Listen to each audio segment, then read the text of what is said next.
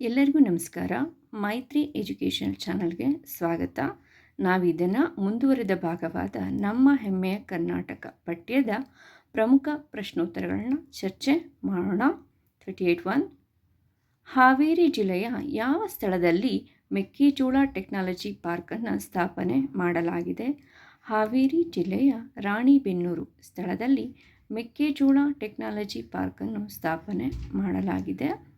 ಹಾವೇರಿ ಜಿಲ್ಲೆಯ ಬ್ಯಾಡಗಿಯಲ್ಲಿ ಯಾವ ಪಾರ್ಕನ್ನು ಸ್ಥಾಪನೆ ಮಾಡಲಾಗಿದೆ?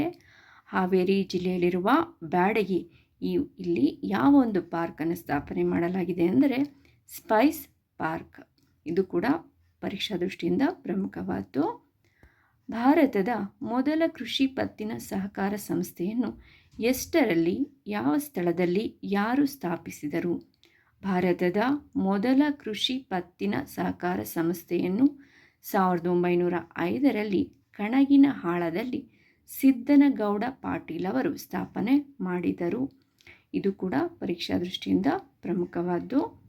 ಕರ್ನಾಟಕದ ಅತಿ ಎತ್ತರವಾದ ಬಸವೇಶ್ವರರ ಮೂರ್ತಿಯನ್ನು ಎಲ್ಲಿ ನಿರ್ಮಿಸಲಾಗಿದೆ? ಕರ್ನಾಟಕದ ಅತಿ ಎತ್ತರವಾದ ಬಸವೇಶ್ವರರ ಮೂರ್ತಿಯನ್ನು ಗದಗ ಜಿಲ್ಲೆಯ ಭೀಷ್ಮಕೆರೆಯಲ್ಲಿ ನಿರ್ಮಿಸಲಾಗಿದೆ. ಇದು 116.7 ಅಡಿ ಎತ್ತರವಾಗಿದೆ. ಕ್ರಿಸ್ತಶಕ ಎಷ್ಟರಲ್ಲಿ ವಿಜಯಪುರ ಜಿಲ್ಲೆಯು ಕರ್ನಾಟಕದಲ್ಲಿ ವಿಲೀನಗೊಂಡಿತು? ಕ್ರಿಸ್ತಶಕ 1956ರಲ್ಲಿ ವಿಜಯಪುರ ಜಿಲ್ಲೆಯು ಕರ್ನಾಟಕದಲ್ಲಿ ವಿಲೀನಗೊಂಡಿತು. ಯಾವ ಅರಸರು ಗೋಳಗುಮ್ಮಟ ಅಥವಾ ಗೋಲಗುಮ್ಮಸನ್ನು ನಿರ್ಮಿಸಿದರು? ಆದಿಲ್ ಶಾಹಿ ಅರಸರು 1656ರಲ್ಲಿ ಗೋಳಗುಮ್ಮಟವನ್ನು ನಿರ್ಮಿಸಿದರು. ಇದು ಜಗತ್ತಿನಲ್ಲಿಯೇ ಅತಿ ದೊಡ್ಡ ಗುಮ್ಮಟವಾಗಿದೆ. ಕೂಡಲ ಸಂಗಮದಲ್ಲಿ ಯಾವ ನದಿಗಳು ಸಂಗಮವಾಗುತ್ತವೆ? ಕೂಡಲ ಸಂಗಮದಲ್ಲಿ ಮಲಪ್ರಭಾ ಹಾಗೂ ಕೃಷ್ಣಾ ನದಿಗಳು ಸಂಗಮವಾಗುತ್ತವೆ. ಕರ್ನಾಟಕದಲ್ಲಿ ಅತಿ ಕಡಿಮೆ ಅರಣ್ಯ ಹೊಂದಿದ ಜಿಲ್ಲೆ ಯಾವುದು? ಕರ್ನಾಟಕದಲ್ಲಿಯೇ ಅತಿ ಕಡಿಮೆ ಅರಣ್ಯ ಹೊಂದಿದಂತಹ ಜಿಲ್ಲೆ ಎಂದರೆ ವಿಜಯಪುರ. ದಕ್ಷಿಣ ಭಾರತದ ತಾಜ್ ಮಹಲ್ ಎಂದು ಯಾವುದು ಪ್ರಸಿದ್ಧಿ ಪಡೆದಿದೆ? ದಕ್ಷಿಣ ಭಾರತದ ತಾಜ್ ಮಹಲ್ ಎಂದು ಬಿಜಾಪುರದಲ್ಲಿರುವ ಇಬ್ರಾಹಿಂ ರೋಜಾ ಇದು ಪ್ರಸಿದ್ಧಿಯನ್ನು ಪಡೆದಿದೆ. ಇದು ಕೂಡ ಪರೀಕ್ಷಾ ದೃಷ್ಟಿಯಿಂದ ಪ್ರಮುಖವಾದ್ದು. ಇಬ್ರಾಹಿಂ ರೋಜಾವನ್ನು ನಿರ್ಮಿಸಿದವರು ಯಾರು? ಇಬ್ರಾಹಿಂ ರೋಜಾವನ್ನು ನಿರ್ಮಿಸಿದವರು 2ನೇ ಇಬ್ರಾಹಿಂ ಆದಿಲ್ ಶಾ. ವಿಜಯಪುರದಲ್ಲಿ ನಡೆಯುವ ಪ್ರಮುಖ ಉತ್ಸವ ಯಾವುದು? ವಿಜಯಪುರದಲ್ಲಿ ನಡೆಯುವ ಪ್ರಮುಖ ಉತ್ಸವ ನವರಸಪುರ ಉತ್ಸವ. ಇದು ಸಂಗೀತಕ್ಕೆ ಸಂಬಂಧಿಸಿದಂತಹ ಉತ್ಸವ. ಕರ್ನಾಟಕದಲ್ಲಿ ಯಾವ ಜಿಲ್ಲೆಯನ್ನು ಪಂಚನದಿಗಳ ಜಿಲ್ಲೆ ಎಂದು ಪ್ರಸಿದ್ಧಿ ಪಡೆದಿದೆ? ಕರ್ನಾಟಕದ ಬಿಜಾಪುರ ಜಿಲ್ಲೆಯು ಪಂಚನದಿಗಳ ಜಿಲ್ಲೆ ಎಂದು ಪ್ರಸಿದ್ಧಿ ಪಡೆದಿದೆ.